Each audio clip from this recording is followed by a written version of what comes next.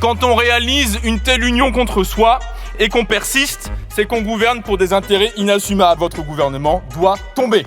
L'Assemblée nationale ne veut pas de votre budget de la sécurité sociale. Ce budget, nous l'avons rejeté en commission. Vous n'avez pas été fichu de trouver une seule personne dans le pays qui l'approuve. En tout cas, pas une en dehors, évidemment, de vos amis qui se soignent dans des cliniques privées pour super riches. Quand on réalise une telle union contre soi et qu'on persiste, c'est qu'on gouverne pour des intérêts inassumables. En l'occurrence, celui de grands monopoles privés et de groupes financiers qui veulent faire main basse sur l'ensemble de la sécurité sociale. Et c'est pour ces raisons et c'est pour cette complicité que votre gouvernement doit tomber. La sécurité sociale, ce n'est pas Madame Borne qui sort de sa berline pour nous faire gober un budget écrit lui-même sur un coin de table. Non, la sécurité sociale, ce sont les travailleuses et travailleurs qui se réunissent et qui définissent collectivement les besoins à couvrir. Puis, fort de cette définition collective, décident quelle part des richesses communes, c'est-à-dire de leur salaire, ils allouent à la prévention des risques de la vie. Et dès lors que ce sont les salariés associés qui organisent leur protection collective, eh bien, on a la plus belle assurance qui existe contre les réformes que vous nous promettez, puisque vous trahissez ce principe fondamental de la République sociale, qu'est la sécurité sociale et son autonomie. Vous devez partir, vous et votre gouvernement. Vous refusez de sortir le chèque de 10 milliards d'euros qui serait nécessaire pour couvrir l'ensemble des besoins et des risques sociaux. Ce chèque de 10 milliards d'euros, si vous le voulez, le voici. Il n'y a plus qu'à signer, évidemment, j'ai laissé en blanc la signature pour Madame la Première ministre. S'il fallait financer une multinationale polluante, s'il fallait consentir encore des cadeaux fiscaux aux grandes entreprises, évidemment, vous l'auriez sorti. Pourtant, de l'argent, il y en a. Vous injectez presque le double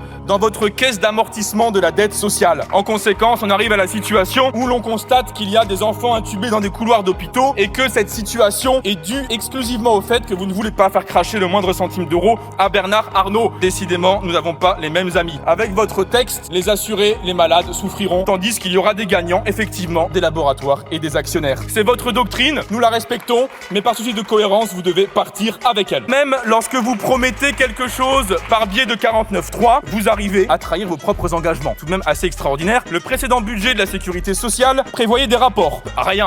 Rien, vous n'avez rien rendu. Ou bien alors, lorsque vous inventez un dispositif, vous organisez son propre dépérissement. Regardez, par exemple, l'entretien postnatal précoce. D'une main, vous donnez quelque chose et de l'autre, vous assurez que ce soit inaccessible, que ce soit par désintérêt, par manque de sérieux ou juste parce que vous êtes des pinces dès qu'il s'agit de faire de la protection sociale. Vous devez partir et cette motion de censure le permet. Il ne reste à ce stade au gouvernement plus qu'un argument, l'absence d'alternative. Rassurez-vous, je tiens à la main et à votre disposition le contre-budget PLFSS de la France insoumise, celui qui donne écho et donne suite à toutes les revendications du pays vis-à-vis de sa sécurité sociale. Bref, vous soumettez un budget de clochardisation de la santé publique et pour avoir osé le présenter, c'est une raison indépendante de tout le reste de demander votre départ.